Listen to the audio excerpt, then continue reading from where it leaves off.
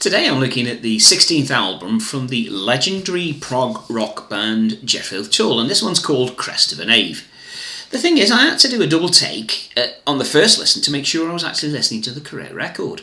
Stay tuned to the end for a bonus as I reveal the track rankings for this album. All this and more coming up on the album review channel next.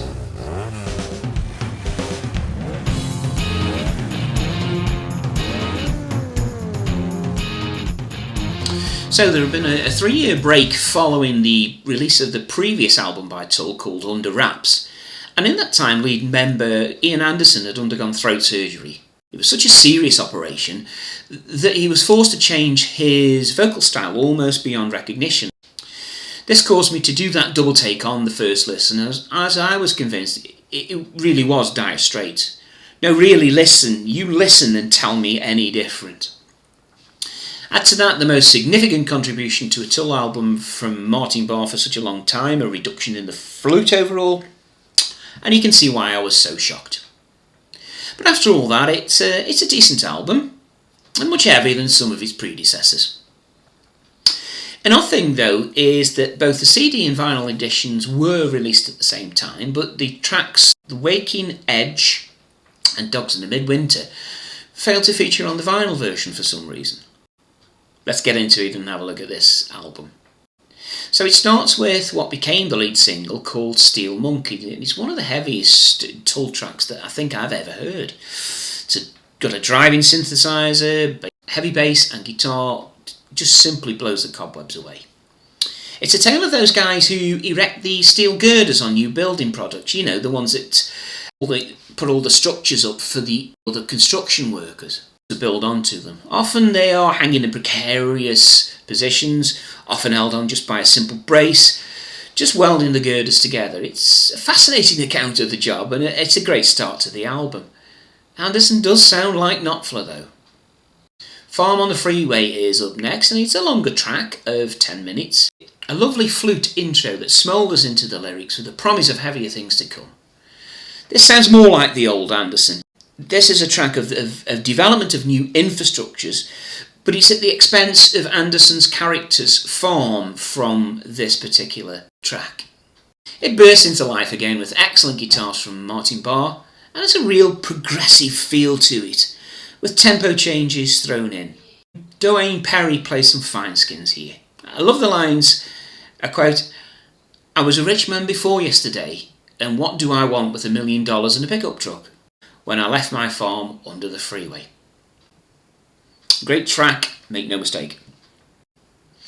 Jumpstart follows, and after a quiet, folksy style start, this is another track that explodes into a heavyweight monster, with strong guitar at work again from Martin.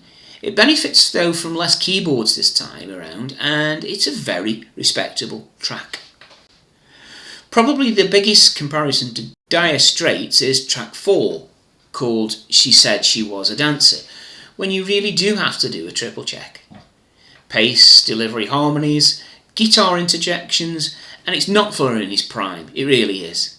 This one is just an average, as the subject matter is of Anderson's potential liaisons in the night, if you know what I mean, with lyrics cheesy and far-fetched. There are better songs on this album.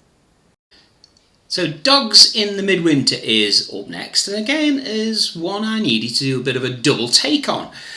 It starts off like Simple Minds on the Waterfront, before mellowing out to a semi-Jerry Rafferty-like track. It does kick along quite nicely though, and has the call to arms cry of the title of the track, which is something I like. I suppose it's really about things going wrong and how once it starts to crumble everyone else seems to be involved. It's not a bad track though. Budapest is the marquee song on it, all 10 minutes or so of it. It's a track that is compositionally and musically perfect. That is the shining beacon on here. It's a track that would have felt at home with Knopfler yet again on, say, Brothers in Arms. But that said, it's a curious track, and it tells a story of the band meeting a 16-year-old girl when they played at concerts in Budapest. It's a story of what didn't happen rather than what might have happened. It's a little strange. There's a lovely piano flute intro before Anderson begins to tell the tale. If I'm honest, lyrically it's a little bit creepy. There are similarities to Brothers in Arms, and this continues unabridged. There is a gorgeous acoustic and flute instrument midway through, and Rick Saunders from Fairport Convention then adds a contemporary violin to the piece. It does sound very pretty indeed.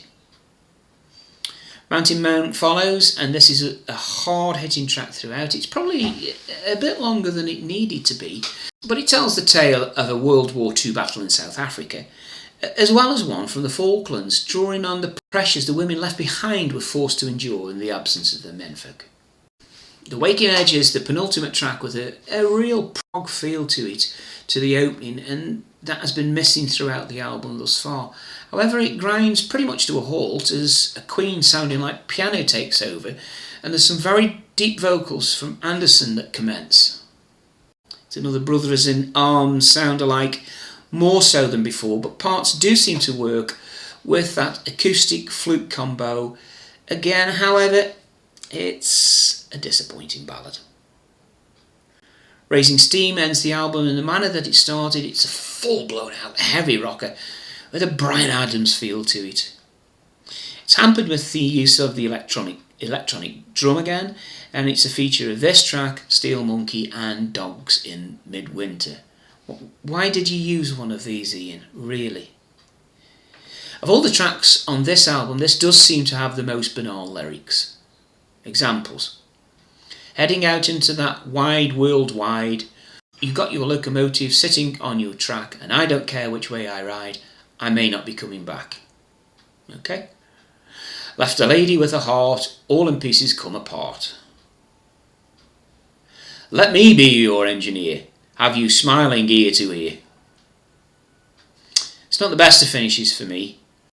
Look, the album has its moments, there's no doubt about that. There's little prog, but there is lots of heavy rock, so much so that the album won the 1989 Grammy Award for Best Hard Rock Metal Performance Vocal or Instrumental in what was widely viewed as an upset over the favourite Metallica, who had their And Justice for All. There's some good tracks, the only problem is they all sound like Dire Straits. Martin Barre has more input than is often the case, and his guitar work is big and strong, so that's a plus. On the downside, why were there electronic drum programming used on 3 of the tracks? It doesn't make sense to me, and I don't think it brought much to the table. I did say that as a bonus I would rate the tracks, so here we go from worst to first with my rankings. At 9, Said She Was a Dancer. 8, Raising Steam. 7, The Waking Edge. 6, Dogs in the Midwinter. 5, Steel Monkey. Into the top 4, Mountain Man. Number 3, Jumpstart. Number 2, Farm on the Freeway. And number 1, Budapest. As ever, the real question though is, what do you out there think of this album? Do you agree with my rankings? Is a heavy rock album acceptable from a prog rock outfit? What about Anderson's voice on this one? Do you like Tull's songs sounding like Dire Straits? Please leave your comments down below. I read them all and I will reply and look forward to having the pleasure of your company next time on the Album Review channel.